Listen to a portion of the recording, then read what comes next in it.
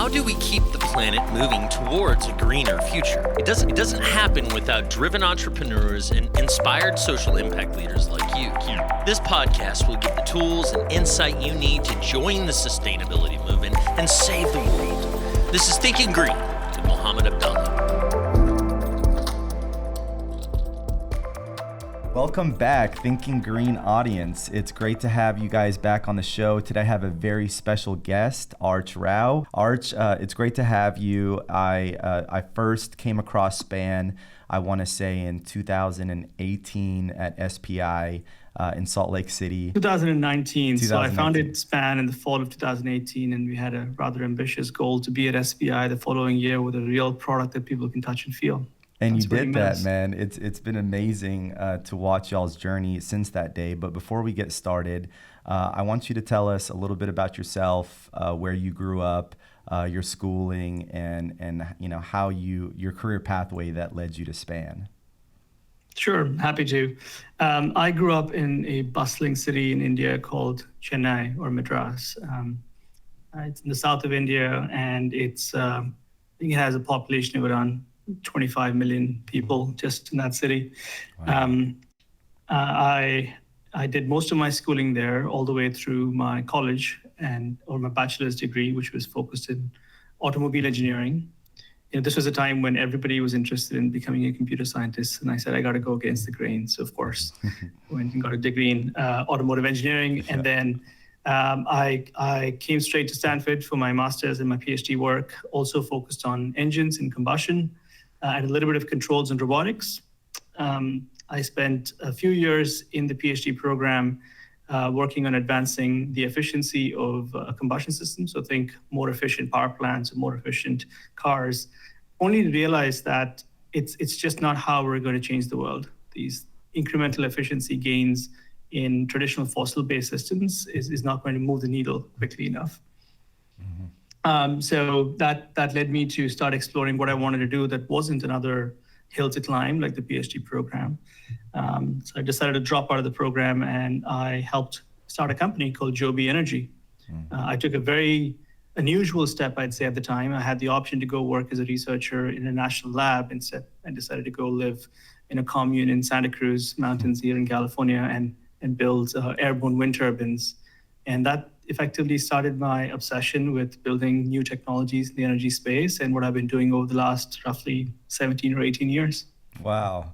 Man, so I don't even know where to start, but I can relate because my parents are Egyptian, and they grew up in Cairo, in a bustling city of 20 plus million people. And my dad made it out of his household, one of 28 kids, barely knew his father.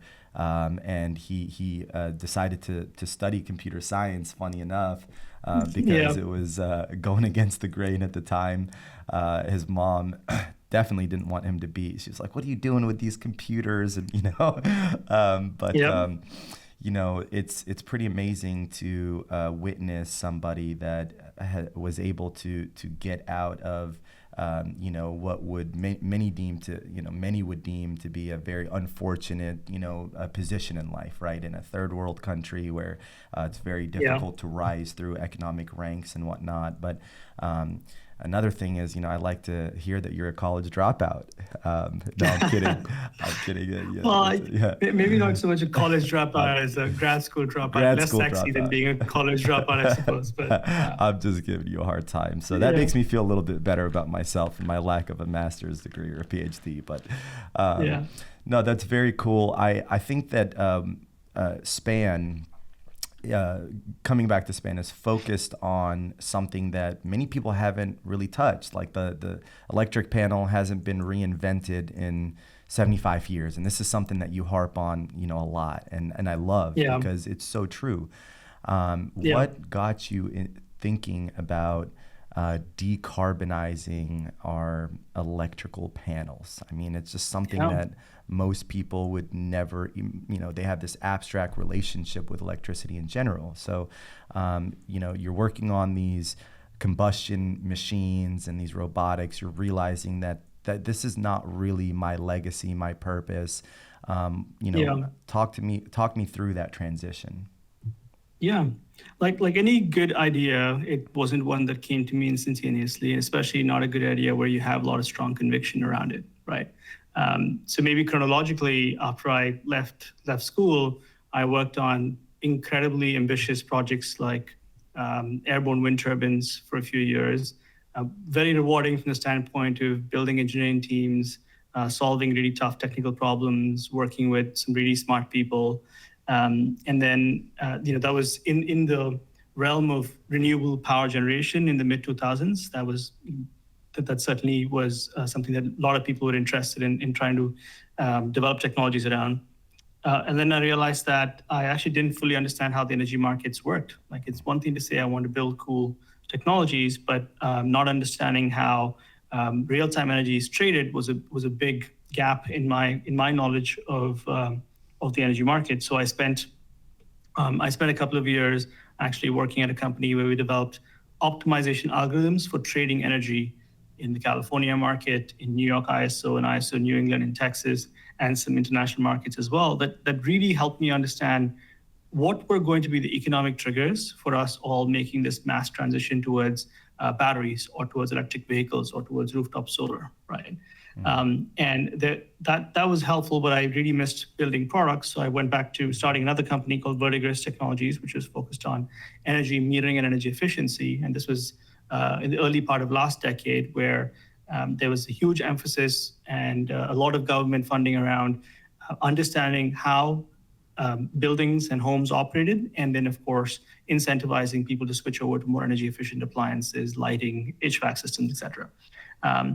That was a really good experience, again, in building a really cool product, but also very quickly realizing that there wasn't a very strong product market fit. So that was a very helpful lesson, if you will, from an entrepreneurial standpoint, in knowing that it's not just sufficient to build a great product, interesting tech, exactly, in a silo. If you can't connect the dots between cool technology and real market opportunity, that the adoption is going to be limited.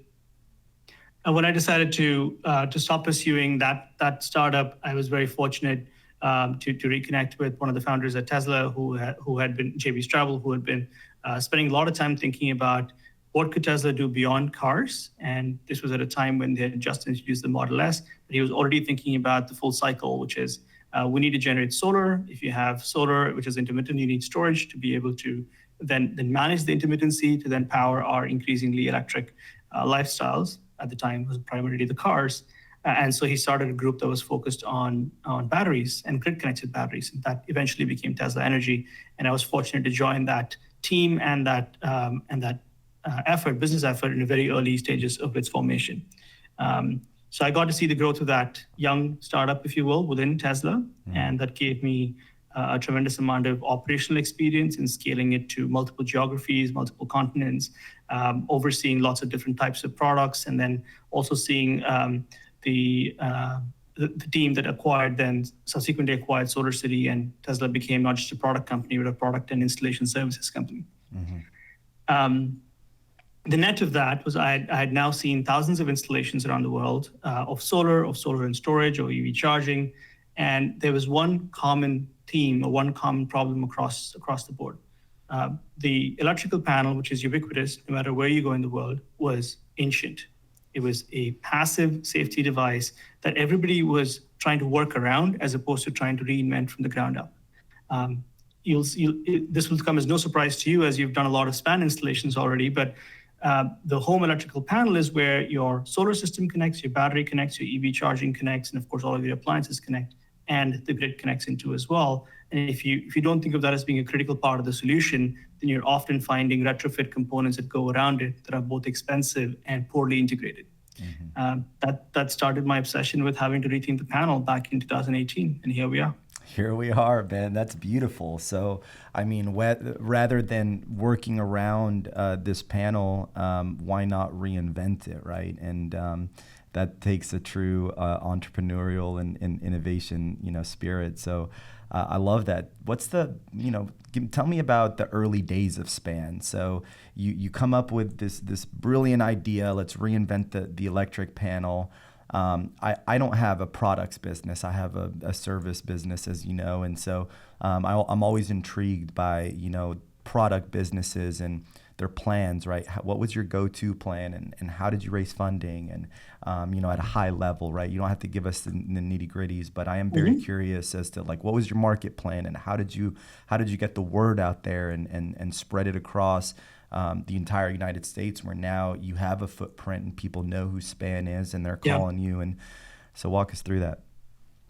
Yeah, I think the initial piece of it is having a sound understanding of why I wanted to build Span. It's not just about having a cool idea, but I think it's really recognizing that there was a clear opportunity for us to build a product or a technology set that nobody else was particularly innovating in, and that it would have a material impact on how rapidly we could electrify. That was and is and continues to be our North Star, right? How do we rapidly decarbonize? And I strongly believe that comes from electrifying our everyday lives as homeowners, as consumers of energy, right? As has been stated many times now and was very well quantified by our friend Saul Griffith at Rewiring, about 42% of greenhouse gas emissions come from decisions we make around the dinner table, around our homes, right?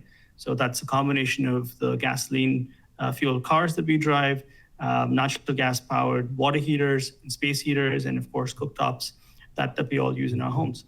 So the path to decarbonization is in many ways in our control, and we can do so by electrifying our everyday life. So when I set out to do that, it was a process of elimination to say I didn't want to work on a company that was going to have to prove fundamental science to be viable, i.e. take 7 or 8 years to prove out a technology. I wanted something, like I said, that I wanted to bring to market within a year. I didn't want to work on something that was going to be heavily path dependent on regulation, so having to sell to the utility or having to wait for energy markets to transition into a very different model than we have in the US right now. And I didn't want to sell into verticals like commercial industrial that just have a very long decision-making cycle. I think consumers are at the forefront of electrification, and building products that they could then see the value of and then make a decision to buy was really important. And once that had congealed in my mind, it was about finding the right people to partner with. And I say that because investors ultimately are partners. They're not just people that hand you a check and walk away. You really want them to be folks that want to be part of your journey. And being, I think, earnest and truthful about what you want to build is important too. So I was very clear in telling people that this is an incredibly challenging undertaking. We're going to try to reinvent fundamental infrastructure in our homes, in our electricity grids.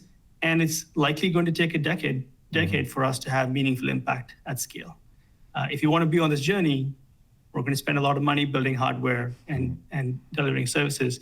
So come on board. And I think I was fortunate to find some exceptional partners. I think so too. I don't want to pat myself on the back or anything, but I would like to think we're one of them. Not on the investment side, but we obviously really love Span, and we've been bought in since day one. After seeing the product, and then I think we reached out to you and said, "Hey, I'm doing a solar roof on my house, Arch. I need one for my house," and you guys were kind enough to work with me on that. So I'm gonna. Yeah, we love Good Faith Energy as partners.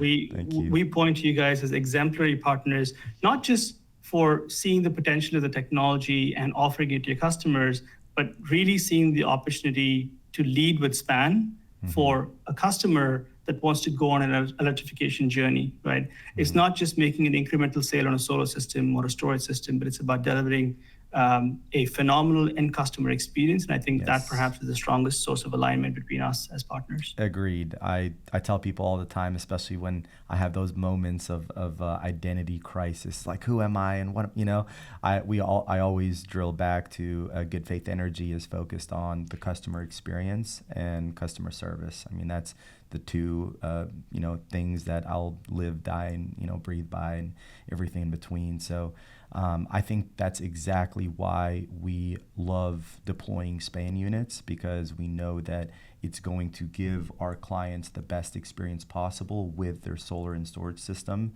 And I really mean that. So with that said, what exactly is a Span? What does it do? How does it benefit you as an end user? Who is an ideal user of a Span unit? Yeah. SPAN is a 21st century version of a home electrical panel or a distribution panel, but it's a whole lot more than that. Outside of being able to provide all the necessary electrical safety that is required by code for all the circuits that are powering your home, it serves as a I/O device, an input-output device for all forms of energy and all forms of data in your home.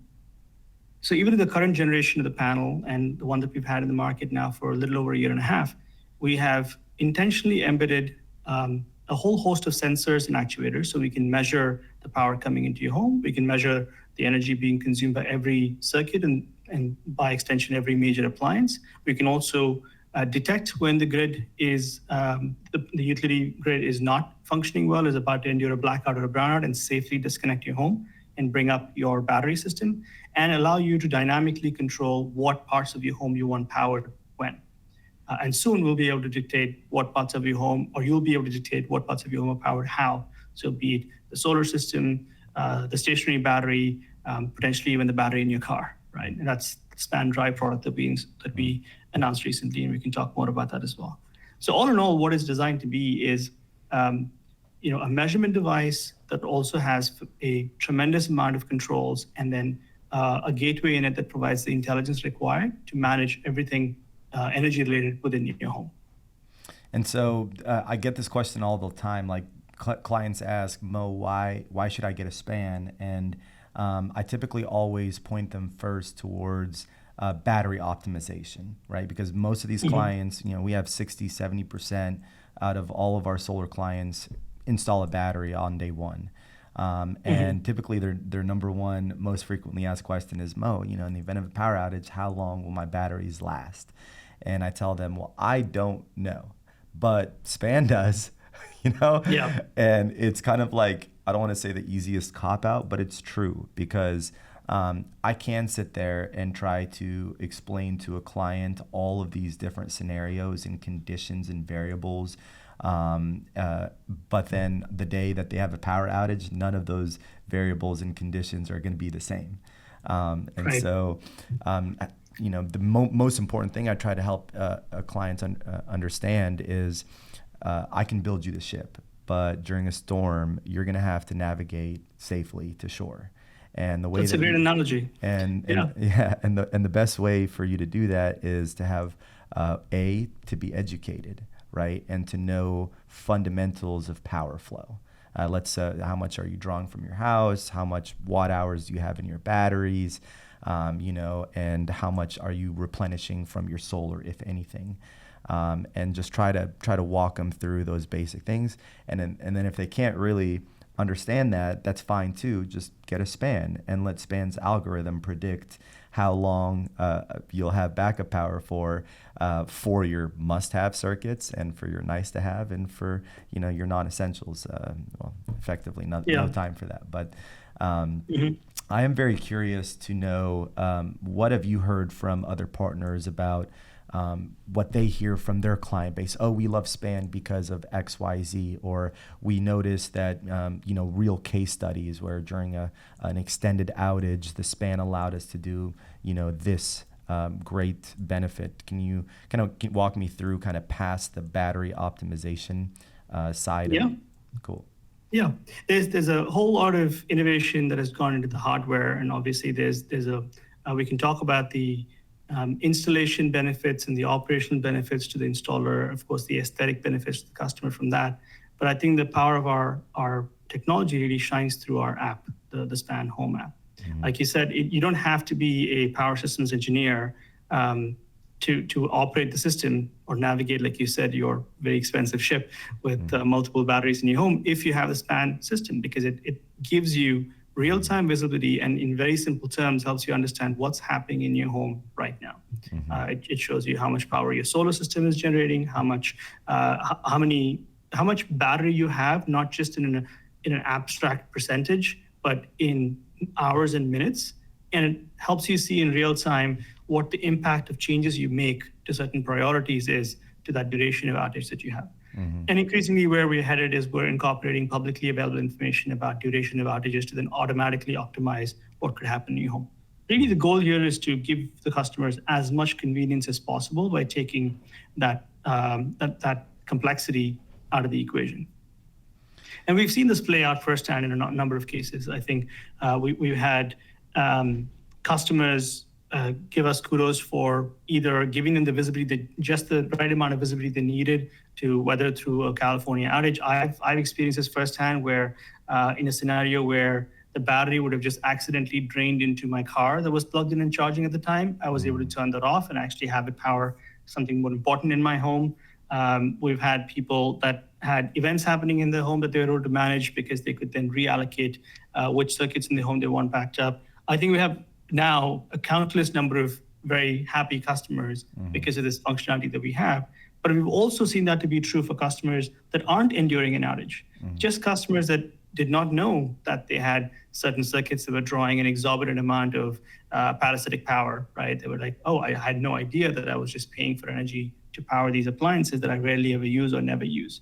Or for that matter, increasingly now we're getting to a place where we can start to identify anomalies. We can start to see when, let's say, for example, an air conditioning system might fail, or we can start to see when a refrigerator compressor might fail. And one of our employees has been trialing this out and was able to see this and avoid a refrigerator outage, right, and go replace it before it failed. And I think that's the power of the data that we are collecting, and we intend to do more and more with it over time. So I had like a epiphany moment right there when you were talking, and it's almost as if, SPAN has changed the fact of having to design our lives around the electric panel to now the electric panel is designed around our life, right? And I'll take 5% on that marketing, Arch. No, I'm kidding.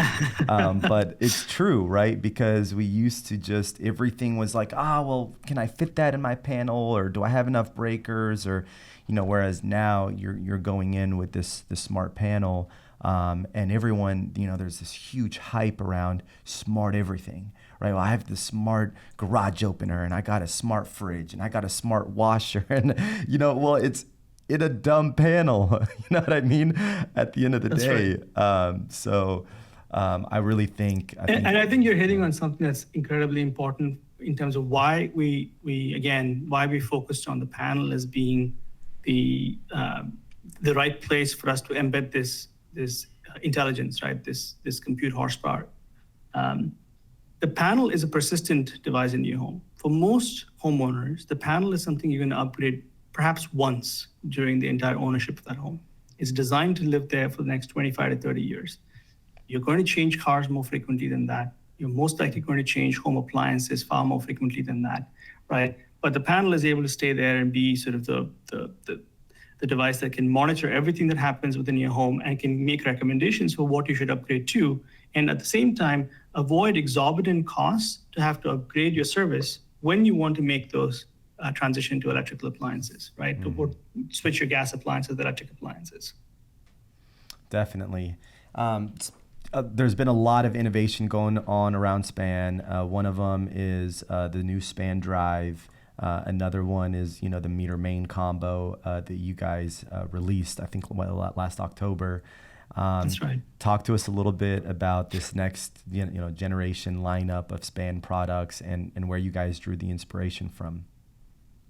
Yeah, the meter combo panel and sort of other flavors of the panel will be versions of the same use case, right? Like there are different types of buildings out there, different types of homes out there, and we want to be able to electrify every one of them. So I think instead of having a single SKU that can support a typical 200 amp home with 32 circuits, we want to have variations on the theme, and that's essentially what we're planned to do, and now we're executing on.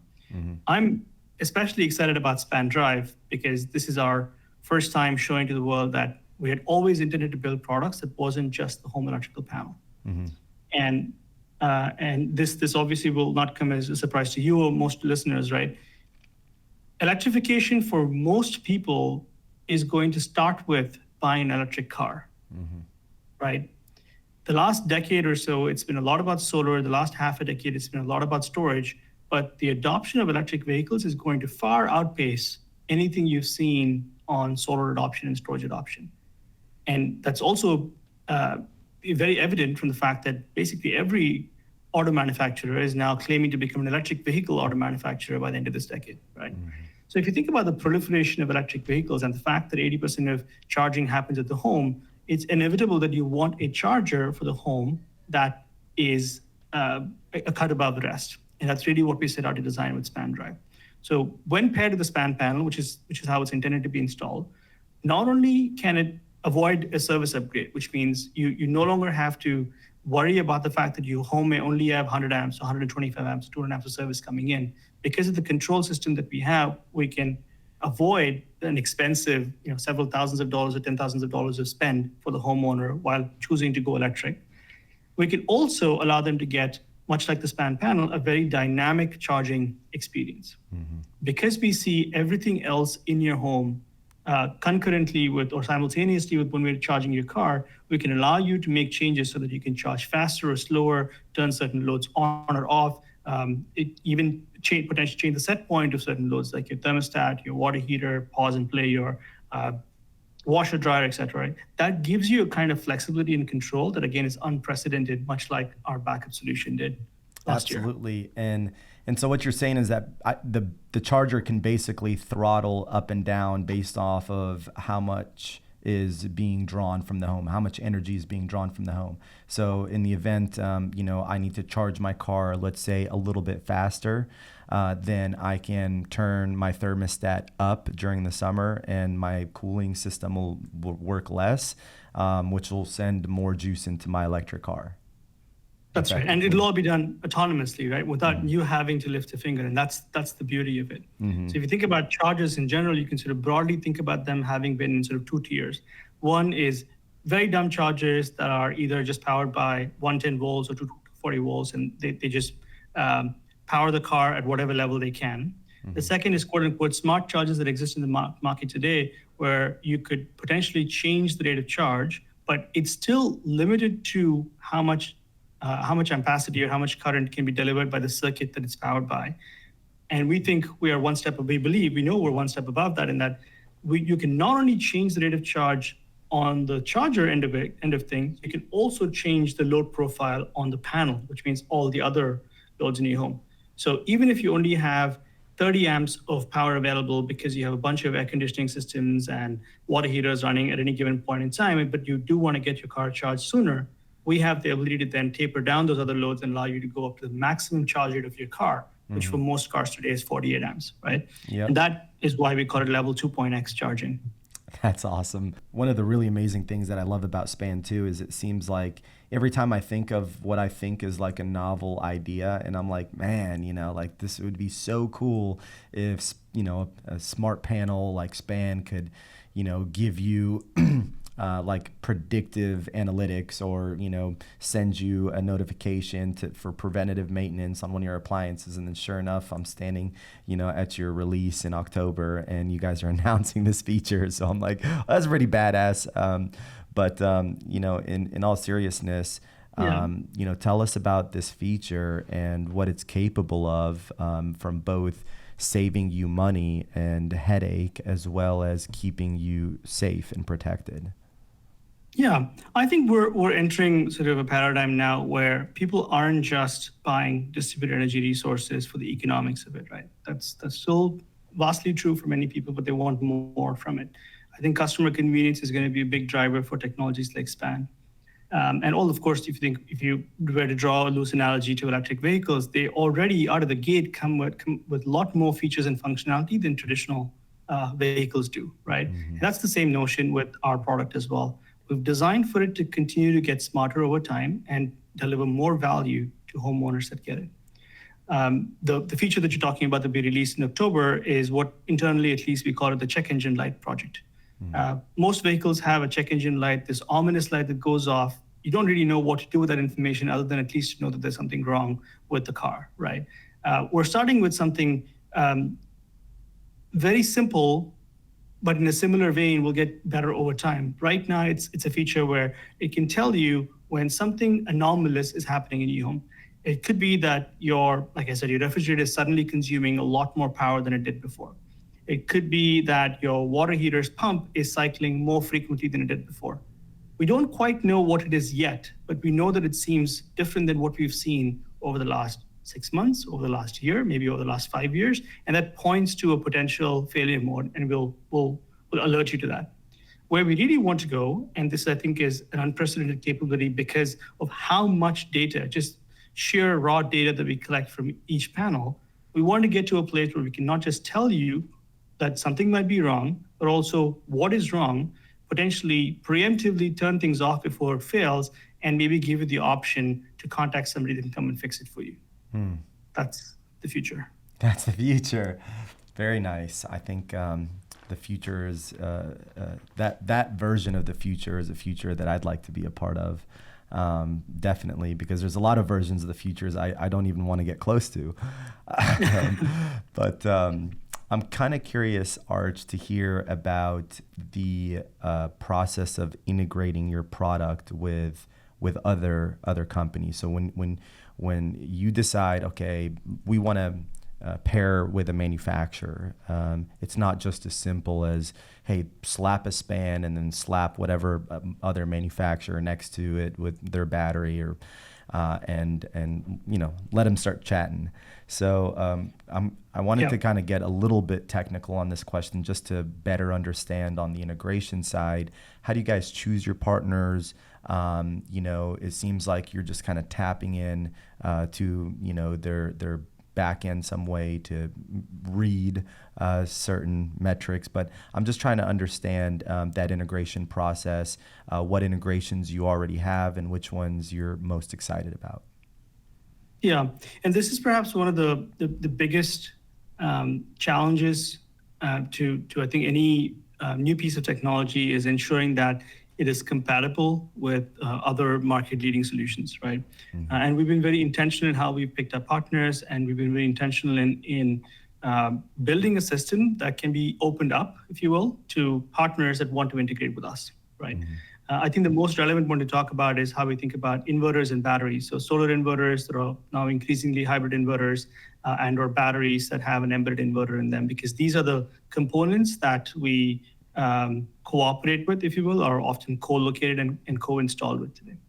Mm-hmm. Because our product provides metering, a grid disconnect, a gateway for controls, et cetera, we have the ability to serve up information that's useful for a battery inverter to operate, for example, right? Mm-hmm. And the way we go about choosing who we want to partner with is really driven by market-leading technology companies, but also what customers, consumers, and our installation partners are seeing demand for. Mm-hmm. Today, we are paired with the Tesla Powerwall. We also support the SolarEdge and LG battery system. We hope to announce a couple more that we're working on very shortly over here, and these are all driven by, I think, where we are seeing market demand for these types of products.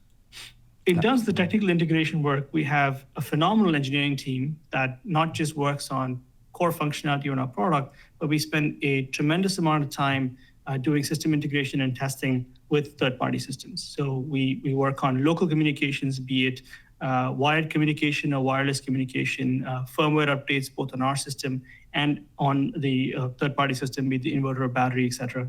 And we run an extensive suite of reliability tests to ensure that when the product is delivered to the customer, it works as flawlessly as possible. So I really take pride in the engineering team that we have and the work that we do on that integration. Of course, our commercial partnerships with these leading vendors. Yeah, and I can attest to that. I stopped by. I crashed your facility, I think, the day after, the live launch event. And your team was like, "What are you doing here, Mo?" And I was like, "I'm here to check out your R&D lab." And honestly, it was an inspiration. I mean, I came there with our operations manager and our marketing manager, and I think both of them were just like in complete awe with their jaws dropped. They had a lab crush going on. I swear my ops manager started, blushing, and he hasn't stopped talking about it, because it really is life-changing when you see the amount of engineering and research and development that goes into a product that reshapes the way that we live our life. And you can't do that just by talking the talk, and you can't do it. You actually walk it by testing and retesting and ideating more. And so I will say that I was just blown away by the R&D side that you guys have there, and I hope to have something like that one day where we can test technologies as well.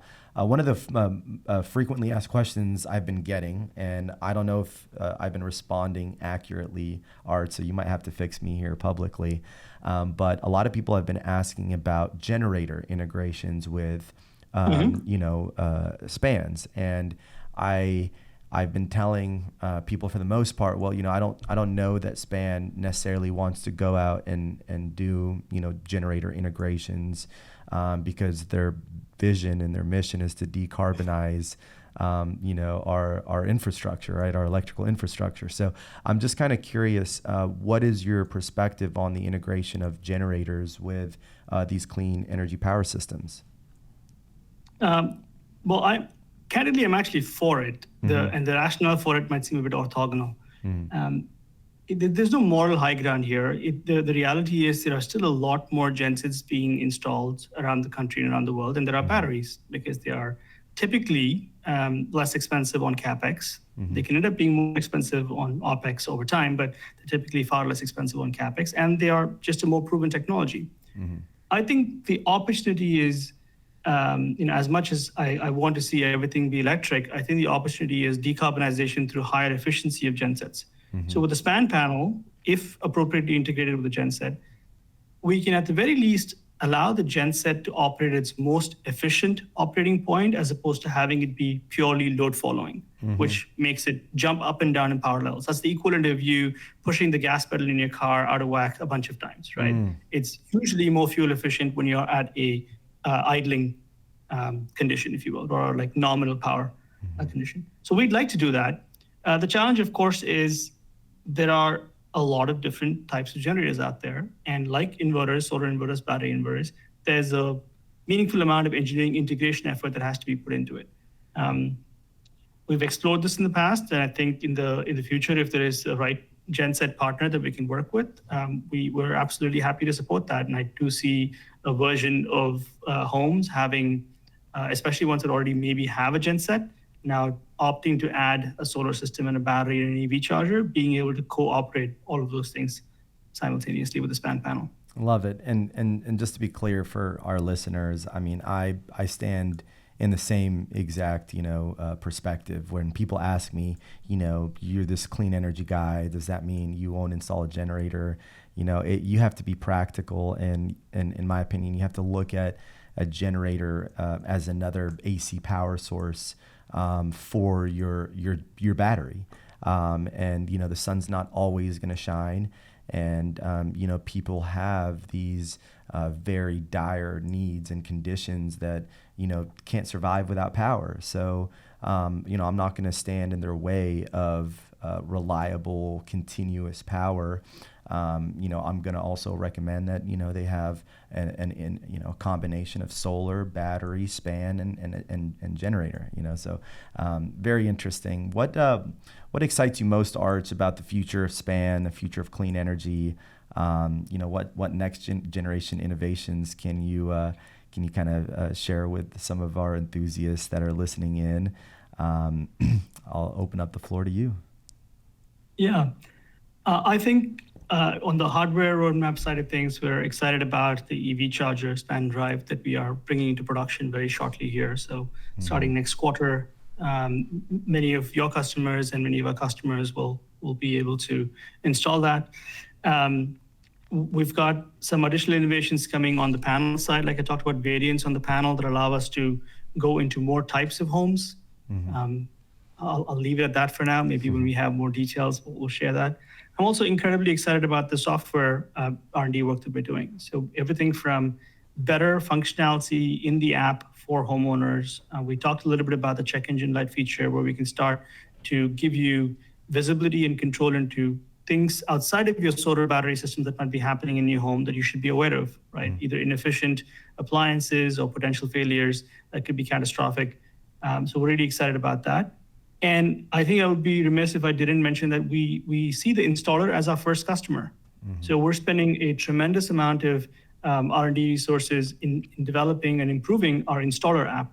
So what an installer can see during an install, what they can see post-installation, what they can see in terms of the fleet, how they can connect with their customers easier and better so that the overall customer experience and journey is as smooth as it can be. So I'm excited about that as well. Yeah, go ahead. Yeah, these are things that are coming in the very short term. At a macro level, we're developing capabilities like span power assist that allows us to aggregate fleets of span systems that can obviously monitor and control different loads and generators and storage assets and can dispatch them or orchestrate them in a way that might be valuable to the grid operator, especially when grids are encountering either rolling outages or they're encountering problems with high penetration solar scenarios. So we see there's an opportunity for us to aid there. And then we're excited about what we can do with partners, technology partners on the battery side and on the home automation side. So when you think about devices in your home, like your thermostat, be it your shade control system, be it your lighting control system, there are ways for us to talk to and have a unique interplay that I'm excited about. So like are you referencing like Control 4 and Crestron? Like obviously those are just types of home automation systems, but you're saying that possibly in the future Span will be able to integrate with a full home automation system and possibly, tell the lighting system to dim to 20% or something of that sort. I mean, who knows what potentially the function, I think my perspective is we're not going to necessarily displace the human machine interface, right? Customers are going to be drawn to things like their Alexa or their Google Home or whatever it is that is your primary interface to your technology. But there's value in interoperability of these pieces. And if we are a device that is, again, persistent in that we can see everything happening in your home and we're going to be there for the next 20, 30 years, there's a way for us to serve as let's call it a parallel compute environment in your home, right? So that could take the form of integration with existing home automation providers, which we've been open to, and we're designing a software stack to support that, but also potentially direct integration with appliances and things like smart thermostats or smart dishwashers and washer dryers, et cetera, in the future, right? Where you could basically see it from your app, in essence, like you could pull up your Span app and maybe be integrated with your Nest, hypothetically, or is that what you mean? Right. Okay. Right. That's right. Okay. Yeah. But overall, I think beyond all the sort of the hardware and software innovations that we're making here at Span, to your question about what excites me about the space that we're in, I think it not only is it an interesting technical challenge and something that can deliver real value to customers, I think this is perhaps the most generationally important thing for us to be working on right now. Agreed. From the perspective of, saving the planet, if you will, which sounds a bit more altruistic than I'd like for it to. Decarbonization is an imperative. It's not a nice to have. And it's great that we're all working on products and services and solutions that are also economically compelling as both to the consumer, but also as a business where we're creating opportunities for people to come and work with us. And that's really exciting to me. So I have two last segments that I want to get through, Arch, because I know you're busy and you have a day to get back to. So one is going to be like rapid fire. You just say yes, no, okay? So commercial span. Say again? Commercial span. Yes. Yeah. Higher load span. Yes. Higher circuit count span. More modular, but More yes. modular, okay. A battery integrated with the span in terms of, like, I mean, it seems like you have some space there at the bottom of the panel to stick like a 3 or 4 kilowatt hour battery. I might have posed this to you in the past. Yes, no, maybe. No. Okay. Battery integrated in the panel, but Okay. we think that storage will become heavily commoditized and there'll be different flavors of it. And we are working with some exciting partners. Love it. Love That's it. it. I forgot what my second segment was, so we're just gonna skip it for now. But no, this has been great. I would like to maybe close it out with one final thing. I think it's on a lot of people's mind. Supply chain. So, you have these big outlooks on 2022, solar, storage, yes, smart panels, it's going to continue to grow. But we're probably going to see some challenges supply chain related. I know, for example, Span Drive was set to release in April. Now it's set to, release at the end of the year. Talk us through what you're seeing in supply chain, where you're manufacturing, and when you see that maybe easing up. Well, just to clarify, Span Drive will still release in April. Span Meter is likely to be pushed out later in the year. Okay. I've been told otherwise, so that's good to know because I need to start selling those things. Yeah. Yeah. Span Drive is definitely coming in a couple of months here. Okay. Well, yeah, I think the supply chain issue is obviously not singular to Span. There's a sort of a macro, is a sort of global issue here that lots of people are contending with. Mm-hmm. One of the things that we did, I think, in a clever way last year, well, I should say, people that are smarter than me on the supply chain side that we hired, like our VP of manufacturing, Trevor, and others did, was do risk buys, where we anticipated there's going to be a meaningful amount of demand, and we risk bought components that we knew were going to have long lead times. And that usually is in the electronics realm, and I think that's going to persist. Mm-hmm. And we have, by buying ahead, it's obviously, you have to be bullish about the outlook, and I think we are, as you can probably tell.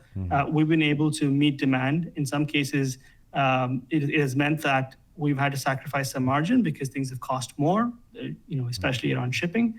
But I think it's a small price to pay to ensure that we're delivering these products as quickly as possible.